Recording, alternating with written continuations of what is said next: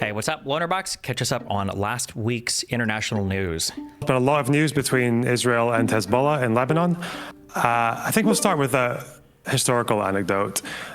Throughout the Israel-Palestine conflict, in the Arab and Muslim world, there's always been a particular leader or organization that takes up the mantle of being the spearhead against Zionism. So right now, that is obviously Iran and the Axis of Resistance. Once upon a time, it was Nasser in Egypt.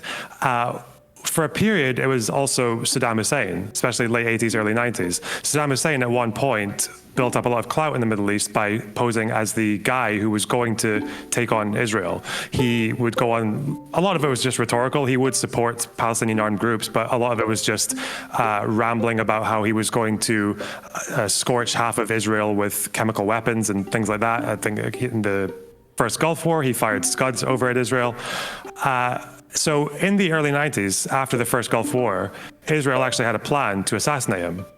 And they went through a whole bunch of different schemes for how they would try to achieve this. One involved booby-trapping a statue that Saddam Hussein would visit once a year for a memorial service, and they would just blow it up as he bowed his head towards the monument. One of the plans involved starting up a shell company in Europe that would sell a TV studio to Saddam Hussein and blow it up when he was inside it, presenting his broadcast to the public. They didn't go with it.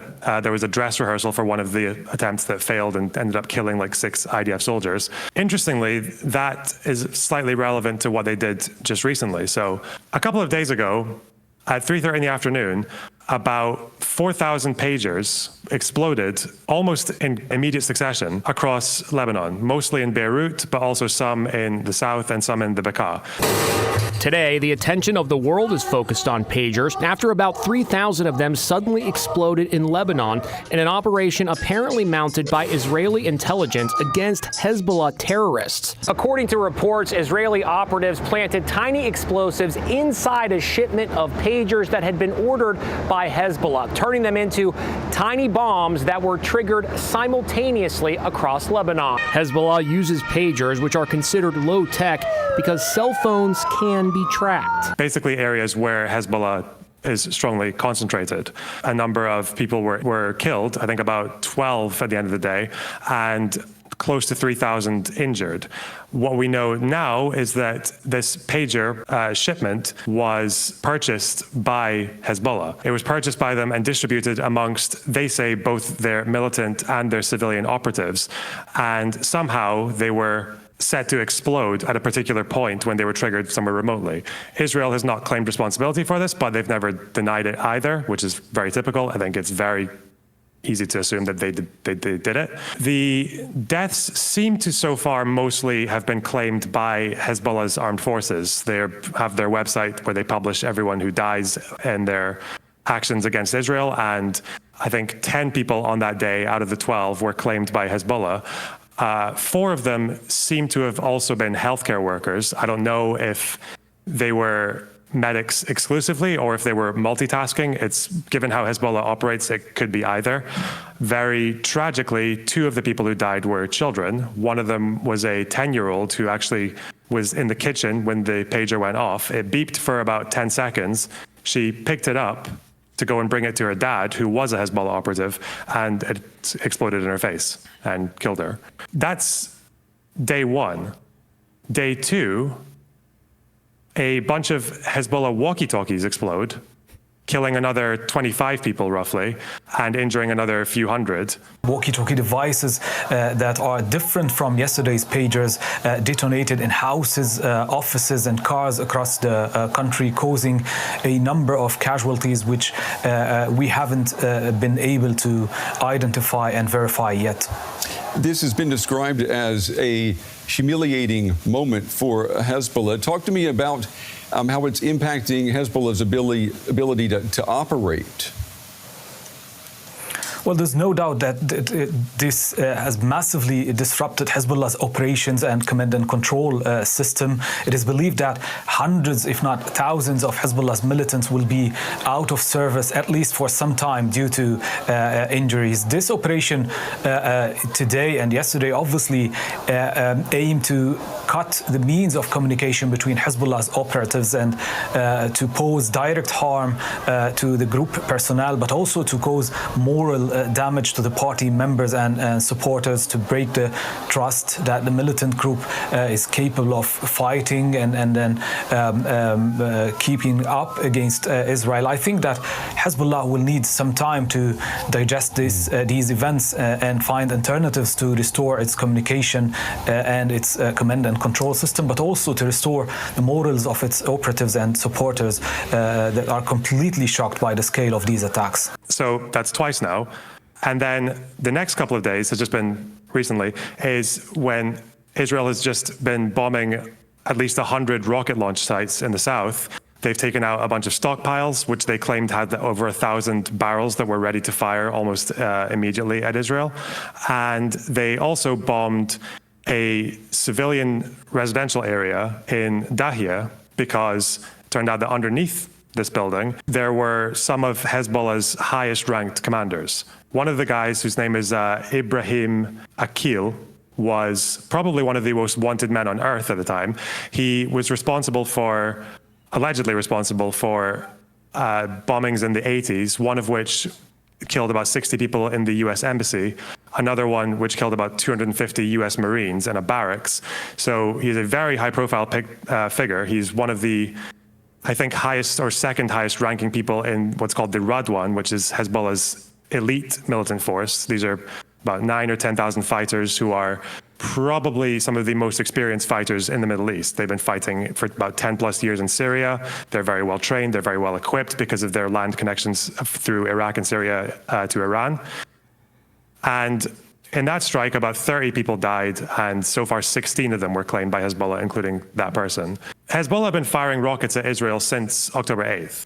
Last couple of days has been an escalation in quite a few ways. One, Israel has not ever hit 3,000 people at once in Lebanon. Like, that's not been a thing. I think so far they've killed about 300 Hezbollah fighters, about 90 civilians. Most of the fighting's been at the border in very, very clear scenarios. There's also been kind of an unwritten rule that they haven't gone into dense civilian areas like Dahia in Lebanon and Beirut, but this time obviously they did because these guys were underneath one of the civilian buildings. So things have really, really kicked off in the last few days. I think it was year 2000, I think the biggest bomb creator in the West Bank. Did you ever hear that Israel had passed off a cell phone, I think, to his uncle, knowing that it would end up in his hands? And then I think it was called RDX for the explosive powders, like 15 grams of explosives that they'd put in this phone. And then when he was talking to, I think it was his dad, they detonated that phone and killed him as well. So Israel's done attacks like this before. I think it's the entire world basically knows that Israel was behind this. Probably the largest type of attack like this ever done before that I'm aware of. I've never heard of anything even remotely like this before. A lot of implications right now going forward for, I guess, defining how people think about this. I've heard talk about whether this would be considered a war crime because it's akin to booby trapping, to the targeting is indiscriminate because we've mentioned that civilians have died. And then on the other end, you've got, well, this is the most precise way you could have targeted anybody. It's better than bombing things. It's better than sending in a military. And insofar as booby trapping goes, this isn't really a booby trap. It's like an explosive device or like a targeted mine or something like that. And then I've heard in the center you've got these concerns of like, have you looked at all into the process of how all of these pagers happen to have been rigged, and should this be a concern for people going forward? To where, what if they had blown up iPhones? Would people in the United States be scared about using certain types of pagers or phones or, yeah? So to that last question, definitely not. We know from 2 IRGC guards, Iranian Revolutionary Guard Corps people, who were interviewed by the New York Times. They were quite clear that these particular pagers and walkie-talkies were only distributed amongst Hezbollah members. Now, not all Hezbollah members are actually soldiers. Some of them are civilians, although there's always a bit of a blurry line between those two because so many Hezbollah fighters are secretly fighters, even to the Lebanese people. So they might be fighting, but they might also have civilian jobs. But they were for Hezbollah. We know that. We know as well that they were actually circulated amongst Hezbollah people only a few hours before they went off. It was very, very recently they had them in their hands. There's one video where a pager blows up in someone's dresser So he survives, but there's a video of him filming the damage, and someone behind him is asking, is that the new pager or the old pager? This is a very recent shipment that they had. We know that where it came from, that's a harder question, but we do know as well that the reason Hezbollah had this technology, seemingly very old and primitive technology compared to what we have now, is in February, there's a broadcast that Nasrallah gave, and he devotes quite a few minutes out of a 1-hour speech warning Hezbollah people. He says specifically fighters, he stresses fighters, to put their phones away. He goes on this pretty long, almost paranoid sounding screed about how every phone is a spy. Like, they don't need spies. The spy is your phone. They know everything about you because of what's on your phone. He urges Hezbollah people, especially militants in the south, to lock their phones away in metal boxes. Which is so funny because it's kind of a reversal of in 2006, I think, where Hezzbollah was basically eavesdropping on all of the IDF communications, right? Where I think IDF commanders were shouting at soldiers saying, guys, stop openly communicating. They're literally listening in on our calls, and you are literally, I don't think these were at cell phones at the time. I don't know if it was radios or what, but I know that Hezzbollah was able to gather a ton of information because of communications between IDF soldiers across different devices. So interesting to see the tables. Yeah. In that case, it was. In that case, the problem was actually Israeli hubris. I don't think the technology Hezbollah had to do that was massively sophisticated, but it was sophisticated enough that the IDF were not used to it because they were used to fighting small disconnected cells in West Bank and Gaza at that time. So yeah, they were very surprised by that. And the commanders actually did tell people not to communicate by radio, but they did anyway. So because they just thought these guys aren't going to have the capabilities to do that. Well, in July, only a few months ago, there was an article actually out by Reuters that was talking about Hezbollah and how they had switched over to things like landlines, sometimes even couriers to deliver messages, and also pagers. That this was something that they were actually kind of proud of at the time, was that they had switched back to this technology, which would be harder for Israel to intercept. So, of course, they did intercept it, but they intercepted it seemingly by either making these devices themselves or by intercepting them at some point in the chain.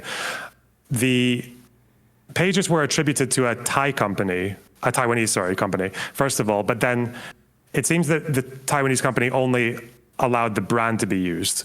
The manufacturing was done by a very strange, shadowy company that we don't have that much details on, that's actually based in Budapest. The company's address is actually based at a civilian house in Hungary.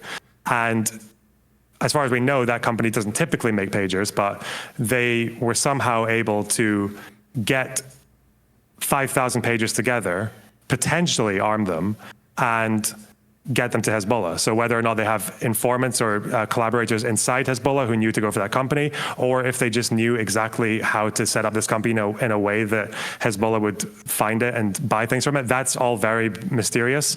But it does answer a few questions about legality, because the question about booby traps, and this would bring you to additional protocol 2 of the Convention on Conventional Weapons. So that convention, that's not Geneva. You're right. Yeah. Okay. Yeah. So that convention does, and Israel is signed up to it, so they have to follow it. That convention does disallow, because international law and all of that gets really crazy, and people will argue over AP1, AP2, these additional protocols and everything. I think that this is a cheat sheet. If you're ever curious, I think if you type in like IHL rules and you bring up the Red Cross website, irrespective of a lot of these types of international laws and treaties, whether or not people are signed to them or whether or not they're not signed to them, there are a lot of things that have developed that have become part of international customary law, to where there might be things that are found in like additional protocol 2 or in certain conventions that a country is not signed on to, but these standards and customs are so widely adopted by the entire world that everybody basically acts like their law anyway, and you would still be bound to these things. So when somebody ever counters and says, well, this party's not signed on to this, if it's considered an international customary law, then it doesn't matter if they're signed on to it or not, they're still expected to abide by those rules. Although in this case, you're saying that Israel is signed on to it, but just as an aside for people that are wondering, okay. Yeah, they are signed up to it, and it does have a paragraph. I think it's Article 7, Section 2, that does say you can't use otherwise harmless-looking objects as booby traps. But they make an exemption in Section 3, which says that you can do it, especially in an area that might have civilians in it, either if it's in close proximity or on a military objective, or you give warning. They didn't give warning, but it seems to be that they had good enough reason to believe that most of these pagers would be close to or on a military objective, i.e. Hezbollah fighters. Now, I don't know if Israel considers every member of Hezbollah a target, or if it's just the militants, or if they believe that a majority of these pagers went to militants and the civilian members were collateral damage. But that's where the big contention comes, is actually how much they knew before they actually carried out the strike about roughly, like, I think the standard is a reasonable expectation. So whether or not they had a reasonable expectation that this would mostly hurt militants, and also that they would gain the military advantage, which is to shatter the communication abilities of their enemy, which they've definitely achieved the latter. Hezbollah are in shambles. However, he was very honest when he told his people that there is no doubt that the organization suffered a major and severe blow, both humanely and security-wise. He called it an unprecedented event in Lebanon's history and in the history of the conflict with Israel. However, then he moved on to say that this blow did not and will not bring him or the organization down. His own words were, "We will become stronger, more resilient, and more capable." One thing that is very important is that when he mentioned the retaliation for this wave of attacks, in particular the walkie-talkie attacks and the pagers attacks, he mentioned and he used the words, "Don't wait for any attack, don't wait for any time. It could possibly take years to retaliate for this attack," signaling that the retaliation is not going to happen anytime soon, rather than that Hezbollah would be planning some sort of an also security breach attack on the long run on the Israeli side, rather than expecting any sort of retaliation to this attack during the next few days or weeks, unlike what we saw with the assassinations of commanders recently. However, one thing which the most important element of his speech today was not just this phrase, and was not just accepting this strong blow. He mentioned that the main reason Israel conducted the wave of the two attacks, be it the pagers attack or the walkie-talkie attacks, is to separate the two fronts. What he meant by the two fronts is that the Lebanese front from the Gaza front. Now, of course, to remind our viewers, this war of attrition started here in Lebanon between Hezbollah and Israel in support of Hamas in Gaza, according to Hezbollah. Nasrallah gave a speech following the attack, and he's very much admitted that this is like a very, very, very damaging attack to them. Yeah. He did a bit of damage control, saying that higher members were not using the same network of pagers, so they're fine. But on the thing real quick, you said, or finish his speech, go ahead.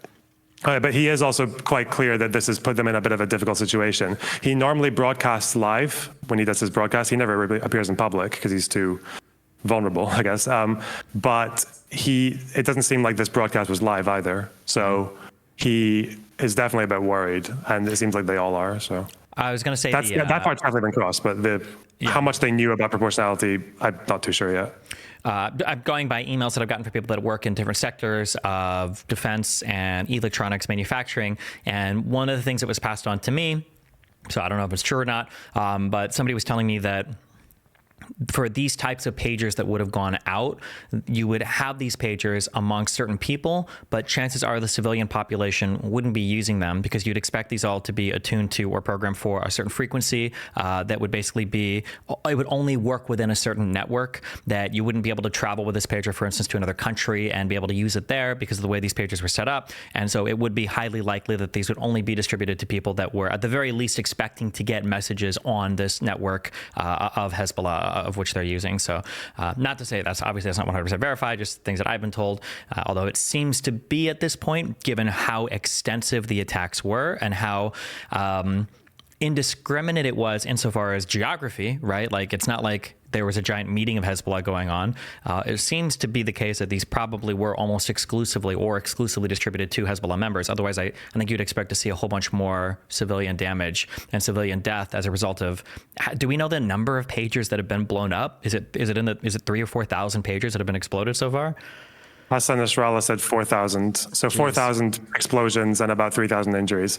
Think also about the psychological damage too. Like, yeah. Would you ever imagine how scary it would be? Like, here's your official Hezbollah phone. It's like, no, thank you.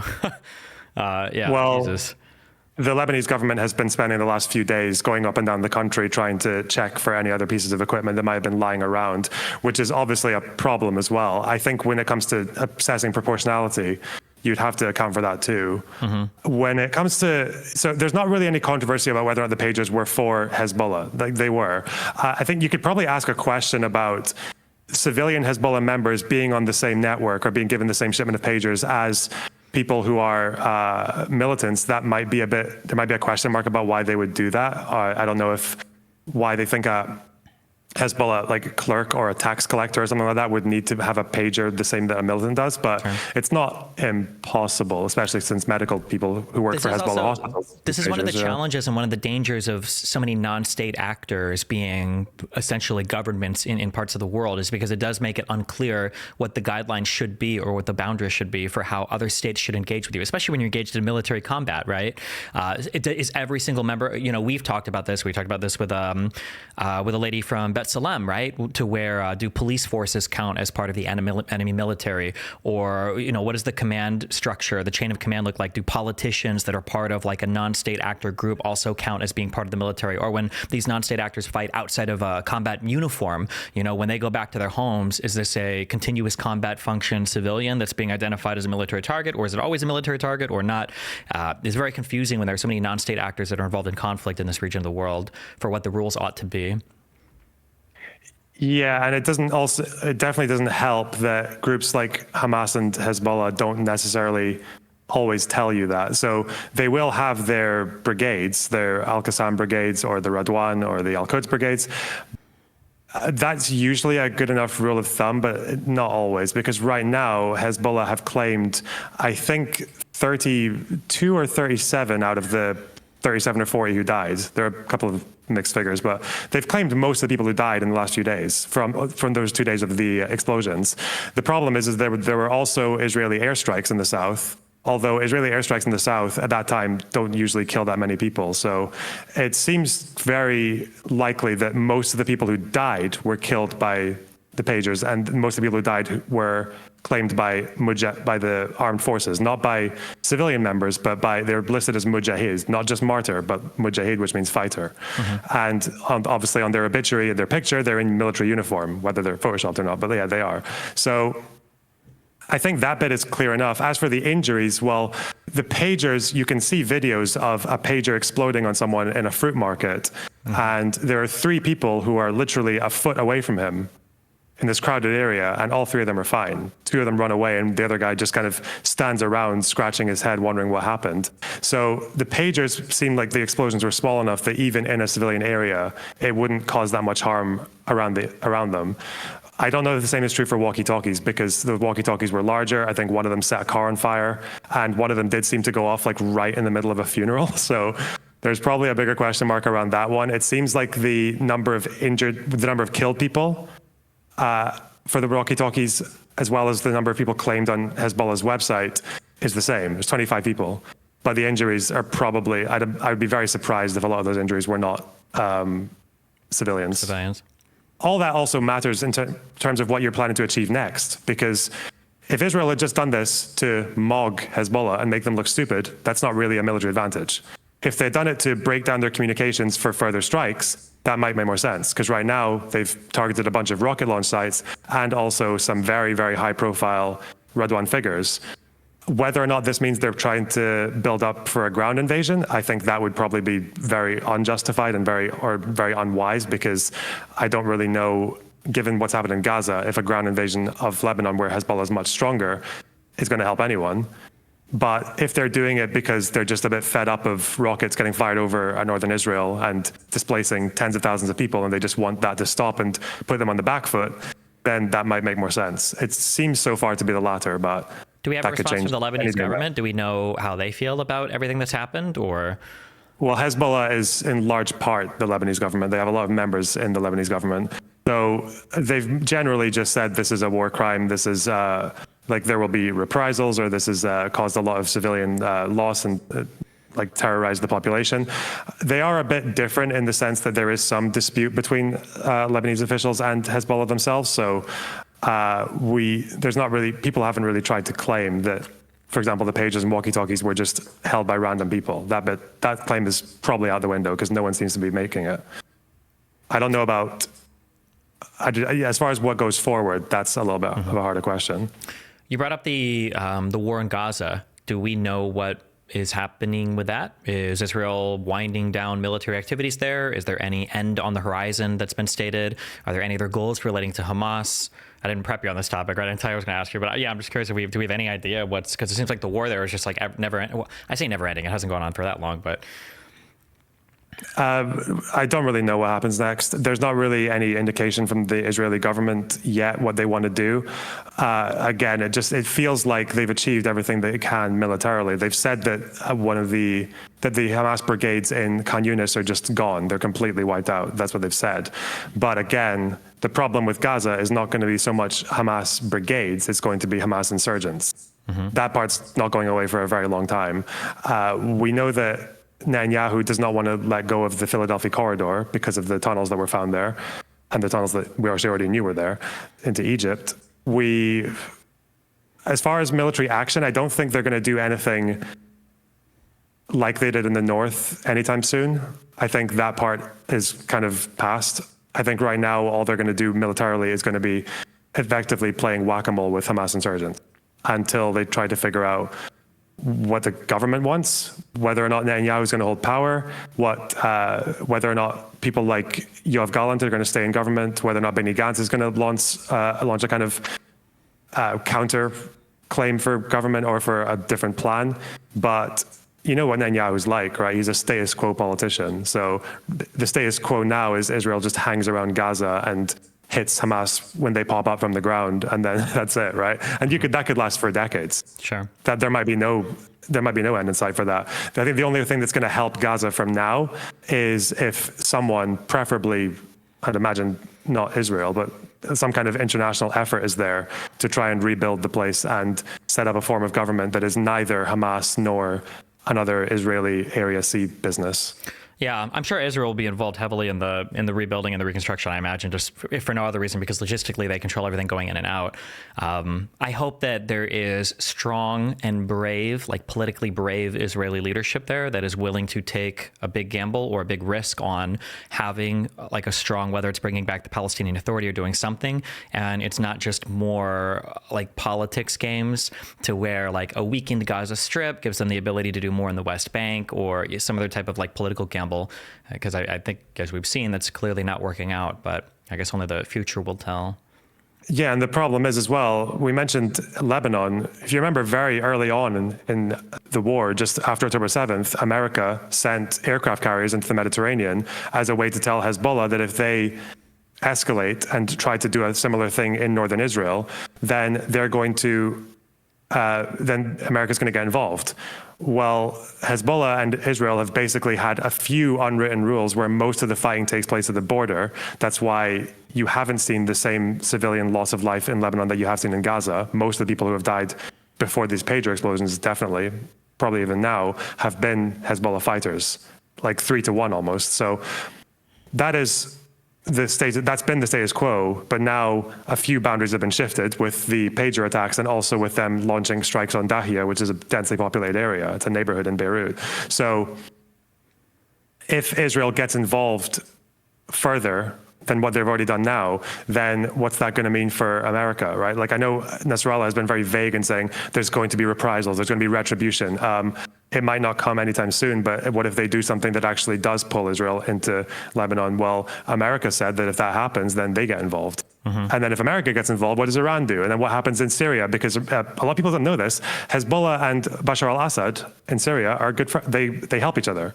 Hezbollah has been instrumental almost since 2012 in helping Assad maintain control in Syria. That's why the Radwan forces are so experienced. Mm-hmm. They've helped Assad take part in sieges. They've helped him clear out villages. They've conducted quite a few what seem to be massacres of civilian populations. They've been very instrumental in that. So things that affect Hezbollah affect Syria as well. A few of those pager explosions took place in Syria. People in Damascus were hit. So That's the real fear, is that I don't think there could be a potential answer to Hamas in Gaza, like now that the Strip is more or less controlled by Israel from top to bottom. That's never going to be the case for Lebanon. That's not going to be how it happens. So that's why everything there raises a lot of questions. And it also raises a lot of questions if a war kicks off in Lebanon. That's going to be even more of a deterrent from the international community to try to get involved in Gaza or anything Israeli related. Because the amount of destruction that would happen in a war with Hezbollah in Lebanon would be another thing that just puts most of the world against getting involved in that issue. Yeah, who knows? Yeah, especially with an American election looming, especially with all the ICJ and ICC stuff that is still ongoing. Yeah, I can't imagine how much more complicated the situation would get. It is kind of sad, humorously dark, I guess, how much conflict in that part of the Middle East happens because other sides are goading each other on. Right. I think, in 2006, Nasrallah didn't really think that Israel would actually invade southern Lebanon. Nasser probably didn't actually think that Israel would preemptively strike in 67. That there's a lot of rhetoric going on and a lot of goading of each other on. And the saddest thing would be to see the lines get crossed. We almost saw it, or we were worried to see it between Israel and Iran when Iran was bombing Israel, when Israel was bombing Iran, that this was going to somehow escalate into a conflict that would spiral out of control. So hopefully stuff calms down, but yeah, I don't know. I guess what are we looking for in the future? I guess here you said that Nasrallah hasn't made a statement, that we don't know what Hezbollah is planning for retaliation. There's a chance that this could kind of taper off, and we don't really see anything happening as a result. Or what do you think? It could, because I think, and I don't know how for sure about this, I've only heard this anecdotally and just from watching a few interviews in the news. The problem with that pager attack especially, and the fact that Israel has not gone in for a full ground invasion, is that humiliation is an important part of war, right?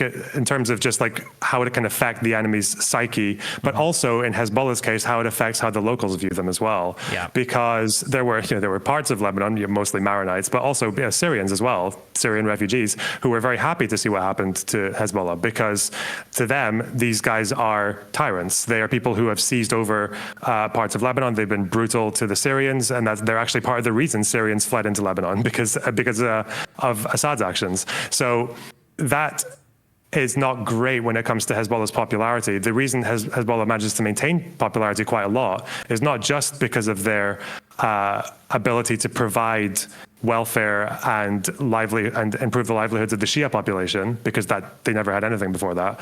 It's also because they fight with Israel, and because they're a thorn in Israel's side. Mm-hmm. That's why even a lot of Maronites and a lot of Christians like Hezbollah in Lebanon, or they have sympathies just for that reason.